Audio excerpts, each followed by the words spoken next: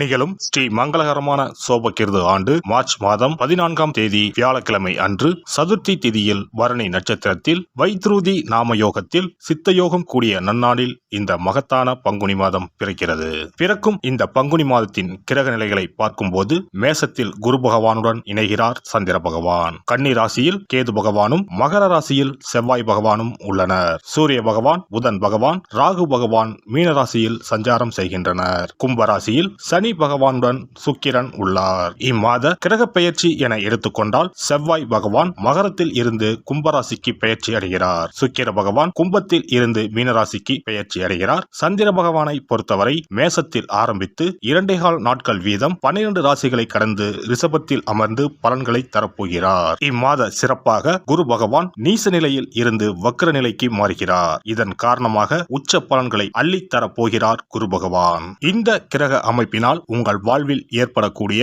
சுப மற்றும் அசுப பலன்கள் என்ன என்பதனையும், அசுப பலன் ஏற்படுமாயின் ராசிக்காரர்கள் செய்ய வேண்டிய பரிகாரம் என்ன, வழிபட வேண்டிய தெய்வம், வழிபடும் முறை என்ன என்பதனை பற்றி விரிவாக காண்போம். பிறக்கப் போகும் இம்மாதம் உங்கள் வாழ்வில் வளமும் நலமும் செல்வ செழிப்பும் பெற்று வாழ்வின் உயரிய நிலையை அடைய எல்லாம் வல்ல எம்பெருமானை வேண்டி விரும்பி கேட்டுக்கொள்கிறேன். துலாம் ராசி அன்பர்களே, இந்த மாதம் மனதில் தெளிவு உண்டாகும். ஆக்கப்பூர்வமான யோசனைகள் தோன்றும். கடித போக்குவரத்து அனுகூலமான பலனை தரும். பயணம் லாபகரமாக இருக்கும். வழக்குகளில் சாதகமான போக்கு காணப்படும். தொழில் வியாபாரத்தில் ஈடுபட்டு இருப்பவர்கள் பங்குதாரர்களுடன் ஆலோசனை செய்து வியாபாரத்தை மேற்கொள்வது கூடுதல் லாபம் கிடைக்க வழி செய்யும். உத்தியோகத்தில் இருப்பவர்கள் சக பணியாளர்கள் மற்றும் உயர் அதிகாரிகளுடன் ஆலோசனை செய்து முக்கிய முடிவுகள் எடுப்பது நன்மை தருவதாக இருக்கும். குடும்பத்தில் சுமூகமான சூழ்நிலை காணப்படும். வாழ்க்கை துணை உங்களுக்கு பல விதத்திலும் உதவிகள் செய்வார்.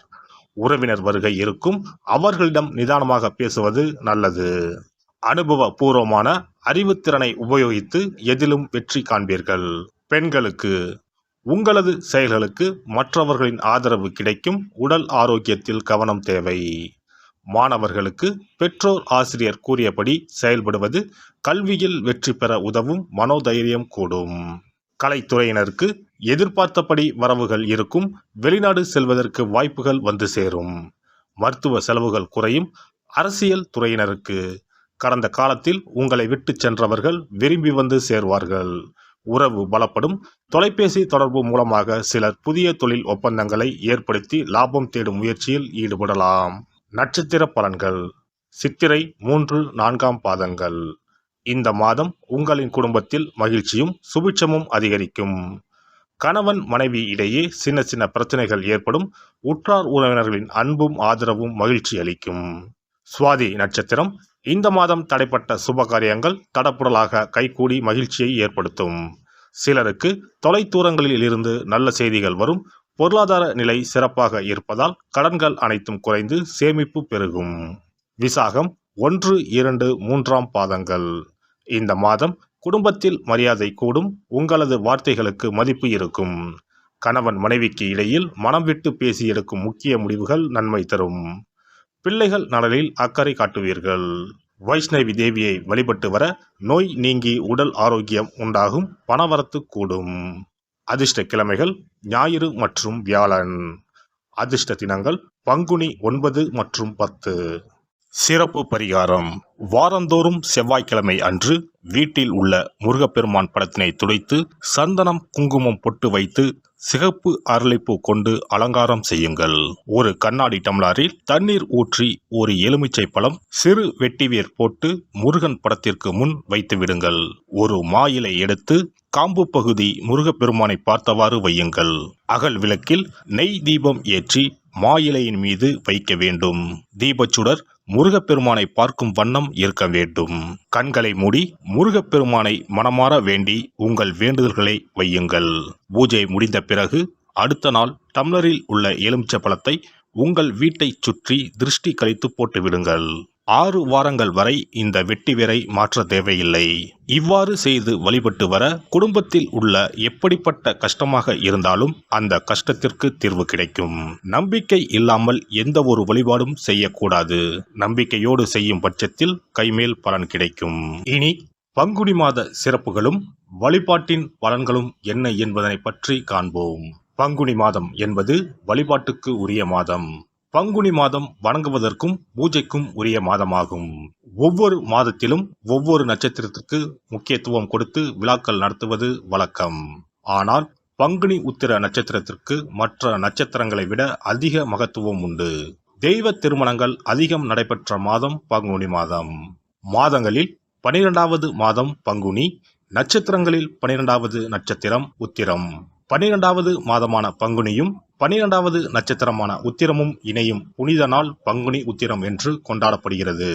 எனவே பங்குனி மாத உத்திரத்தின் சிறப்புகள் அதிகம். பங்குனி உத்திர நாளில் அனைத்து ஆலயங்களிலும் சிறப்பு வழிபாடுகள் நடைபெறும். கிராம கோவில்களில் அக்னி சட்டி ஏந்துதல், பூஜைகள் விமர்சையாக நடைபெறும். எண்ணற்ற ஆலயங்களில் சுவாமி அம்பாள் திருக்கல்யாணம் நடைபெறும். சிலருக்கு கைகூடாமல் திருமணம் தள்ளி போனால் பங்குனி உத்திர நாளில் விரதம் இருந்து இறைவனை வழிபட்டால் வெகு சீக்கிரம் திருமணம் கைகூடும் என்பது ஐதீகம். அதோடு காதலிப்போர் மனதுக்கு பிடித்தவரை கரம் பிடிக்கவும் பங்குனி உத்திர விரதம் இருப்பது மிகுந்த பலனை கொடுக்கும். பங்குனி உத்திரம் கல்யாண விரதம் என்றும் அழைக்கப்படுகிறது. 8 வகையான மகா விரதங்களில் கல்யாண விரதமும் ஒன்று. ஆகவே இந்த நாளில் திருமணம் ஆகாத இளையோர் விரதம் இருந்து தமக்கு நல்ல வரன்கள் கிடைக்க வேண்டும் என்று சிவபெருமானையும் பார்வதி தேவியாரையும் வேண்டுவது நல்ல பலன்களை பெற்றுத்தரும். இத்தினத்தில் மேற்கொள்ளும் விரதம் மிகவும் விசேஷமானது. நீண்ட நாள் ஒற்றுமையுடன் வாழ விரும்பும் தம்பதியர் விரதம் இருந்து சிவனுக்கும் சிவ பார்வதிக்கும் அபிஷேகம் செய்வார்கள். இந்த விரதத்தை முருகனை வேண்டியும் செய்யலாம். அதோடு அன்னதானம், வஸ்திரதானம் செய்வதும் சிறப்பானது. ஜாதக தோஷத்தால் திருமணம் தடைப்பட்டவர்கள் வழிபாடு மேற்கொள்ளவும் சிறந்த நாள் இதுவாகும். செவ்வாய் தோஷம் காரணமாக திருமண தடைகளை சந்திப்பவர்களுக்கு பங்குனி உத்திரத்தன்று முருகனை மனமுருகி வணங்கினால் திருமண தடைகள் நீங்கி திருமணம் சுபமாக முடியும். குழந்தை பேரில்லாமல் தவிப்பவர்கள் பங்குனி மாத விரதம் இருந்து அம்மன் கோவில்களுக்கு சென்று வழிபட அந்த அம்மனின் அனுக்கிரகத்தால் நிச்சயம் புத்திர பாக்கியம் கிடைக்கும். தொழில் மற்றும் வியாபாரங்களில் ஈடுபடுபவர்கள் தமிழ் வருடத்தின் கடைசி மாதமான பங்குனி மாத தினத்தில் திருஷ்டி பூசணிக்காய் வாங்கி உங்கள் வியாபார இடங்களை திருஷ்டி கழித்து அதற்குரிய நேரத்தில் உடைக்க வேண்டும். இப்படி செய்வதால் உங்களுக்கு இந்த ஆண்டு ஏற்பட்ட தோஷங்கள் அனைத்தும் நீங்கும். பங்குனி உத்திர நன்னாளில் நம்மால் முடிந்த அன்னதானங்களை செய்வது மிகுந்த புண்ணியம் தரும். எலுமிச்சை சாதம் அல்லது தயிர் சாதம் அல்லது சர்க்கரை பொங்கல் என அன்னதானம் செய்யலாம். அதேபோல் நம்மால் முடிந்த அளவுக்கு மஞ்சள், சரடு, குங்குமம், கண்ணாடி என மங்கள பொருட்களை பெண்களுக்கு வழங்குவது விசேஷ பலன்களை கொடுக்கும். முருகப்பெருமான் நமக்கு இதுவரை இருந்த காரிய தடைகள் அனைத்தையும் களைந்து நமக்கு நல்வழி காட்டி அருளுவார். பங்குனி மாதத்தில் அனைத்து நாட்களிலும் கோவிலுக்கு சென்று வருவது மிக்க பலனை தரும். மேலும் செல்வ செழிப்புடன் வாழ்வதற்கு உதவும். எல்லாம் வல்ல இறையருளால் நீங்களும் உங்கள் அன்பு குடும்பமும் உடல் நலம், நீலாயுள், நிறை செல்வம், உயர் புகழ், மெய்ஞானம் ஓங்கி வாழ்க வளமுடன். இந்த வீடியோ பதிவு உங்களுக்கு பிடித்திருந்தால் லைக் பண்ணுங்க, கமெண்ட் பண்ணுங்க, ஷேர் பண்ணுங்க, மறக்காம சப்ஸ்கிரைப் பண்ணுங்க, பக்கத்துல இருக்கிற பெல் பட்டனை கிளிக் பண்ணுங்க. நன்றி, வணக்கம். ஓம் நமச்சிவாய. சிவாய நம.